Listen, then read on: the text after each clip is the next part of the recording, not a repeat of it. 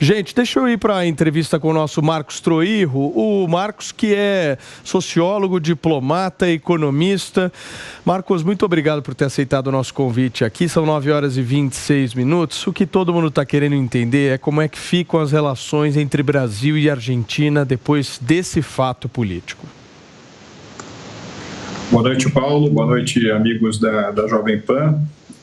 Nós somos testemunhas oculares de algo muito inédito, Paulo, que se consolida nessa noite na Argentina, porque durante décadas de peronismo, de expansão do papel do Estado na economia, de dirigismo, de fechamento para o resto do mundo, e depois aí um período longo, né, de kirchnerismo, a Argentina se permite uma experiência com alguém que abraça valores como a livre iniciativa, a democracia representativa, alguém que aparentemente defende com o seu coração a chamada economia de mercado. E curiosamente, numa conjuntura internacional, onde mesmo economias tradicionalmente mais liberais, como é o caso dos Estados Unidos ou do Reino Unido, têm flertado muito com nacional desenvolvimentismo. Então, essa é uma experiência muito interessante. Eu estava no governo brasileiro durante uma época em que nós convivemos com a administração do Maurício Macri na Argentina, e naquele momento, com astros alinhados, a gente conseguiu coisas importantes, como, por exemplo, a conclusão do acordo Mercosul-União Europeia, a conclusão do acordo do Mercosul com o EFTA, né, a área de livre comércio da Europa. Então, agora vem um tema novo, né, absolutamente inédito nas relações Brasil e Argentina, porque se nós fizermos uma breve entrada na máquina do tempo, a gente vai falar sobre países que conversavam pouco na virada dos anos 70 para os anos 80, depois há um processo de distensão com a criação de uma agência binacional de contabilidade e controle de materiais nucleares, depois houve toda aquela aproximação entre o presidente Alfonsín e o presidente Sarney, o que gerou as bases para criar o Mercosul no início dos anos 90. E aí, naquele início dos anos 90, o advento do Mercosul aumentou muito as trocas bilaterais, o intercâmbio comercial entre os 4 países do Mercosul, mas particularmente entre o Brasil e a Argentina, e num determinado momento o Mercosul, em vez de continuar a sua progressão para se tornar uma plataforma de integração das economias da região com as economias do mundo, virou um pouco uma fortaleza protecionista voltada para si mesmo, criando rotas de comércio administrado, e isso, me parece, só começou a ser algo mudado com a presidência Temer, com a gestão do ministro Henrique Meirelles, e mais recentemente com a presidência Bolsonaro e com o ministro Paulo Guedes. Obviamente, as visões de mundo da atual administração brasileira e do presidente eleito Javier Milei são diametralmente opostas, de modo que eu espero que ambos os chefes de governo tenham a maturidade e a visão necessária para entender que Brasil e Argentina não são apenas opções, nós somos circunstâncias que a história, a geografia, né, a nossa cultura comum em tantos aspectos nos uniu, e que a gente possa ser o mais pragmático possível, porque o que interessa, no limite, é a prosperidade do Brasil e a prosperidade da Argentina. Marcos, com a tua experiência pública, você espera qual Javier Milei no governo? O Javier Milei que a gente viu num primeiro turno, ou esse Javier Milei um pouco mais propenso ao diálogo? Há um Javier Milei, você sabe que eu gosto muito, Paulo, de uma frase do grande filósofo espanhol José Ortega y Gasset, que dizia: "Eu sou eu e minhas circunstâncias", né? Quer dizer, você tem o presidente eleito Javier Milei e você tem as circunstâncias da Argentina. E as circunstâncias da Argentina são muito delicadas, são muito críticas. Há um processo de decênios de largesse fiscal, há um aumento descontrolado da base monetária, há uma série de setores da sociedade que vivem as suas vidas amparadas por um Estado sem necessariamente ter o suporte macroeconômico necessário para fazê-lo. Então, uma série de reviravoltas serão importantes para colocar a Argentina numa rota de crescimento sustentado ao longo do tempo.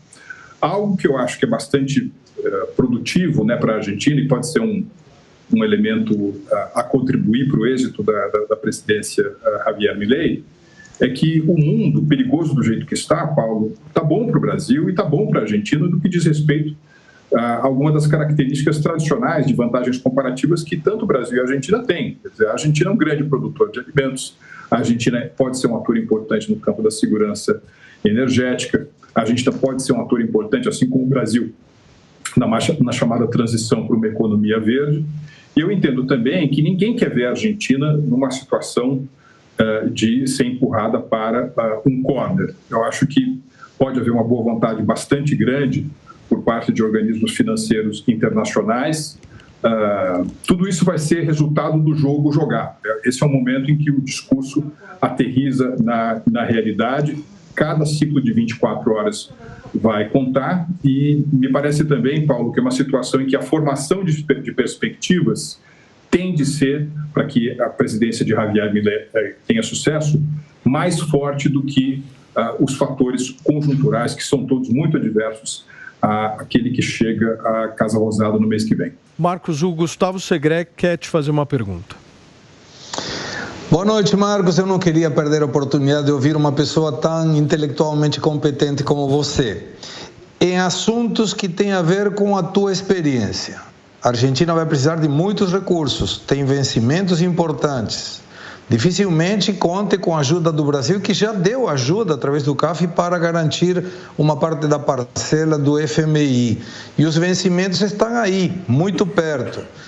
De onde você acha que o Milei poderá obter recursos que permitam ir rolando essa dívida de curto prazo que tem para que não tenhamos uma nona moratória da dívida argentina?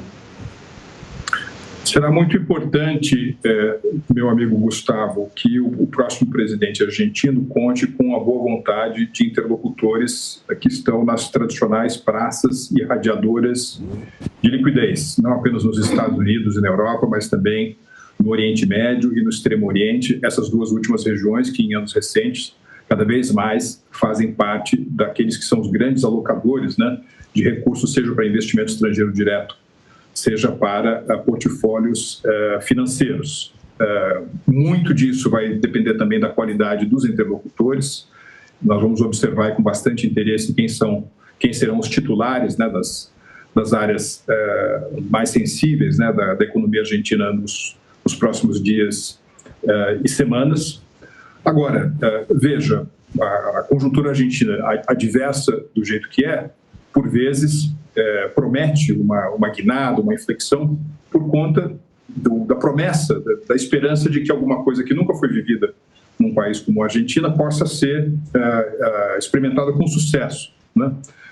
Às vezes eu vejo com bastante, eu acho até curioso, engraçado, que é intelectualmente desonesto alguém colocar a culpa da situação argentina, no Brasil, no chamado neoliberalismo. A Argentina jamais teve algo minimamente parecido com o liberalismo, muito menos com o neoliberalismo. Foi sempre um país bastante dirigista, um berço do nacional desenvolvimentismo. Infelizmente, no Brasil, nós tivemos também essa experiência, ela não foi exitosa, não trouxe o futuro que nós queríamos que chegasse muito mais rápido, de modo que tudo isso vai depender muito da formação de expectativas. E nesse aspecto, Gustavo, você sabe que na economia os fundamentos são importantes e eles são, como disse, bastante críticos, mas a perspectiva também, aquilo que se vê para o futuro também é importante, de modo que as palavras terão um papel particularmente relevante no próximo ciclo de semanas para a Argentina.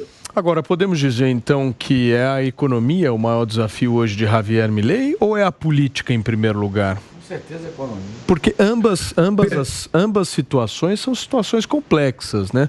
Na política ele também não vai largar muito. Estão interligadas. Com certeza a economia. Não, estão interligadas, mas eu concordo plenamente. As primeiras medidas são muito importantes, porque se ele der sinais de bom encaminhamento para a economia, a política vai atrás. Porque não tem centrão lá, mas tem o pragmatismo político. Diogo, é que mas eu acho que lá o peronismo não irá. Econômicas, ele precisa passar pelo Congresso. É isso. Esse é o meu ponto. Então, o primeiro passo que ele deveria fazer agora é se reunir com outros partidos de outras coalizões, de outras coligações, para tentar obter uma maioria para ele conseguir governar.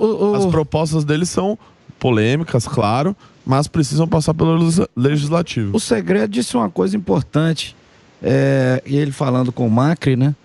E o Macri dizendo que o grande erro dele foi sequer ter enviado as propostas para o Congresso argentino, né? Quer dizer, ele ficou tentando costurar uma composição para depois mandar os projetos estruturantes. E talvez seja essa a estratégia do Milei. Jogar para o colo do Congresso argentino a responsabilidade da decisão E é isso eu acho que ele tem que deixar claro. O buraco em que a Argentina se enfiou pelo peronismo, pelo kirchnerismo. Você joga essa batata quente nas mãos apenas do Congresso. Isso cola do ponto de vista da narrativa? É difícil, né? Eu acho que ele tem que fazer isso. Eu nunca vi nenhum presidente em nenhum país conseguir êxito nessa história. Mas ele tem alguns sinais que ele poderá dar de enxugamento do governo. Ele não precisa de tudo do Congresso o tempo inteiro. Esses primeiros sinais são muito importantes. Se ele mostrar que ele vai começando a caminhar na direção do macro do discurso dele, aí as portas da política tendem a sabe que eu acho. Todo primeiro ano de governo é aquele ano mais de lua de mel. Então, muito provavelmente, a gente vai ver um Milei em lua de mel nos próximos 6, 8 meses. Tanto é que se preparem para aqueles vídeos, e eu me lembro um vídeo que viralizou muito do Milei na campanha, foi aquele vídeo dele cortando os ministérios, vocês lembram? Afuera, ele ia cortando e ia tirando ministério por ministério. Isso, sem sombra de dúvidas, ainda vai repercutir e ele vai saber tratar da comunicação dessas ações. Agora, é lua de mel. Passou 6 meses, 8 meses, os problemas começam a aparecer. E aí vem a necessidade das reformas estruturantes, de algo mais palpável para que se mude a situação econômica da Argentina. Mas lá pode ser pouca coisa, mas é muito representativo. Isso está na mão dele, né? É representativo. A organização do Ministério. É representativo se daqui a 8, 9 meses trouxer resultados no bolso do argentino. Claro, lógico. Se não trouxer resultado no bolso do argentino, 8 a 9 meses, tira like na internet. Mas o resultado mais eficaz é a redução da inflação. Segredo, pediu? Pedi, para te contar como seriam os ministérios e estão faltando alguns nomes ainda que não definiram, mas temos, por exemplo, os 8 ministérios, de 21 que hoje tem a Argentina, iria para o Ministério do Interior. Ministério do Interior seria como relações institucionais do Brasil, para fazer um paralelismo. É aquele que fala com governadores, que fala com os deputados, os senadores. É o nexo do Poder Executivo com o Congresso e com os governadores e prefeitos. Depois temos o Ministério da Economia, que ainda não tem quem vai ocupar esse ministério, não está definido. Infraestrutura, que o interesse do Milei é fazer de caminhar desses projetos de atividades público-privadas, iria mais para uma privatização. O Milei não quer utilizar recurso público para obras públicas porque fala que isso é uma potencialidade de corrupção. Depois tem o Ministério da Justiça, de segurança, não tem ainda também ministro para ocupar essa linha. Defesa, que deve estar vinculada com a vice-presidência em função da experiência que comentamos há pouco da Victoria Villarroel, a vice-presidente eleita. Relações exteriores, que deve ir Diana Mondino, uma economista muito ética, uma pessoa de muito critério, uma pessoa muito reconhecida no mercado tanto econômico quanto diplomático. E capital humano, que também já tem, inclusive, capital humano, incluiria aí várias opções, se chama Sandra Petovello, também uma pessoa de muito bom reconhecimento, e esse capital humano reuniria 3 setores, que é a adolescência, criança e adolescência, família, saúde, trabalho e educação. Como chefe da Casa Civil, Nicolás Posse, que é uma pessoa que hoje tem a coordenação dos equipos técnicos do Milei. Muito bem, Segré, deixa eu aproveitar um pouquinho mais o nosso Marcos Troíro, ex-presidente dos BRICS, do Banco dos BRICS, gentilmente aceitou nosso convite em pleno domingo de estar aqui com a gente no Tá na Roda. Marcos, eu queria muito entender de você, até como um economista, um diplomata, alguém que entende como é que funciona essas relações exteriores entre os países. Eu quero entender do ponto de vista prático sobre duas propostas do Milei. A extinção do Banco Central argentino e também o discurso dele de privatização de saúde e educação. A gente viu que ele entrou numa espécie de acordo ali com Patrícia Bullrich nesse segundo turno, diminuiu um pouco a intensidade nessas propostas, mas a proposta do Banco Central ainda está viva. Mas eu quero entender de você, um cara que teve num banco tão importante, isso é viável na prática? Veja, Paulo, em relação ao Banco Central, essa vai ser uma decisão não apenas do Executivo argentino, mas ela tem que passar, enfim, pelas instâncias legislativas, pelo Congresso argentino. Nós vamos ver também em que medida, na prática, esse termo vai encontrar a sua tradução. Talvez uma extinção do Banco Central venha querer dizer apenas deixar para trás isso que está aí, alguma coisa que não tem independência, alguma coisa que não tem autonomia, alguma coisa que não tem a sobriedade e a imposição de limites necessárias a uma expansão de gastos que é absolutamente, que não encontra nenhuma contrapartida na realidade. Então nós vamos ter que observar isso com bastante interesse, e eu diria que o mesmo é verdade em relação à privatização de determinadas áreas como educação e saúde. Ver também o que se poderá fazer em que montante de tempo. Eu acho que esses dois vetores, Paulo, eles vão fazer um pouco com que a lua de mel que você e os colegas mencionavam há pouco seja muito mais curta do que esse horizonte de tempo de um ano. Eu acho que vai ser uma coisa muito menos favorável, né? Mais uma vez como atmosfera, em relação à administração Milei. Como a gente vem por sucessivas camadas, né, de desapontamento, de decepção. Eu vi que vocês há pouco falavam com o Brian Winter, ele utilizou a palavra decepção também, desilusão. Como isso se tornou algo praticamente endêmico, né, na disfuncionalidade da política argentina em anos recentes, o período de boa vontade com que Milei poderá trabalhar é uma janela razoavelmente pequena.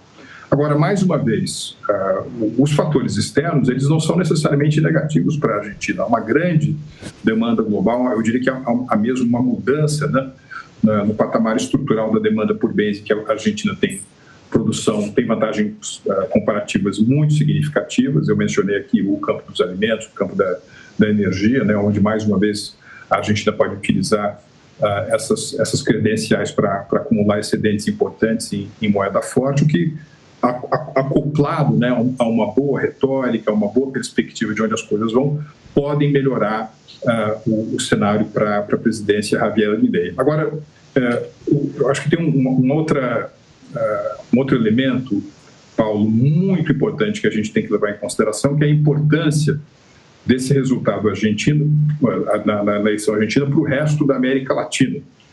Porque a minha impressão é que qualquer coisa que venha dar errado nessa presidência, automaticamente vai ser utilizada por parte da superficialidade, né, do discurso político das esquerdas latino-americanas como uma culpa do neoliberalismo, como uma culpa da economia de mercado. E obviamente, isso se espalharia para outros calendários eleitorais que vão se observar na nossa região. De modo que realmente uma inflexão que a gente vê na Argentina, cujos efeitos vão ultrapassar em muito as fronteiras do nosso país vizinho. Muito bem. Agora, do ponto de vista político, os desafios de Javier Milei estão colocados, certo? Obter a maioria do Congresso Nacional, meu querido Farinazo. Como é que ele vai fazer isso com o legado do discurso do primeiro turno? Porque tudo bem, ele conseguiu de alguma forma trazer a força de Patrícia Bullrich, Maurício Macri para próximo, conseguiu inclusive resultado eleitoral depois disso, mas existem outros partidos e outras forças que estão ali na Argentina que se sentiram muito incomodadas com aquelas falas. Como é que ele vai, na prática, trazer maioria dentro do Congresso? Bom, a gente não viu ainda, acho que nem o discurso de posse dele ainda não saiu, né? Aliás, dentro de instantes, hein? A gente vai transmitir ao vivo aqui na programação da Jovem Pan. A gente já está com imagens ali do comitê eleitoral. Dentro de instantes, Javier Milei deve falar e a gente vai aguardar justamente qual é a linha que vai seguir o novo presidente da Argentina. Mas aí que tá, Paulo, eu acho que uma das coisas mais difíceis que existe na vida é lidar com o poder. É muito difícil. Por quê? Porque quando a pessoa... E ele ganhou com uma margem muito boa. Uma margem excelente, ele superou qualquer expectativa das pesquisas.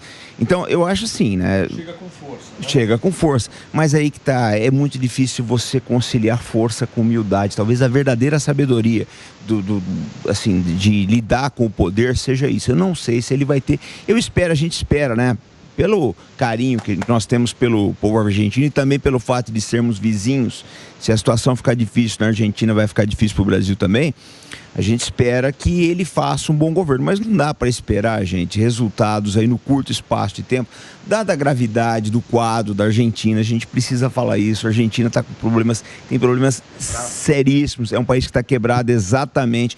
Então, eu acho que a gente tem que ir com o pé bastante atrás aí do que ele vai poder fazer. Lógico, é o que você colocou.